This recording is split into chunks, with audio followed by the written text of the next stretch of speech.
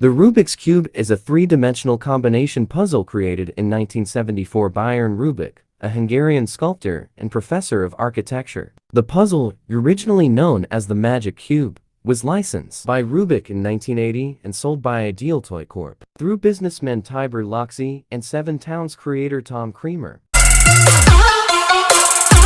Steps of how to solve a Rubik's Cube. Step 1. Solve the white edge pieces in the first layer.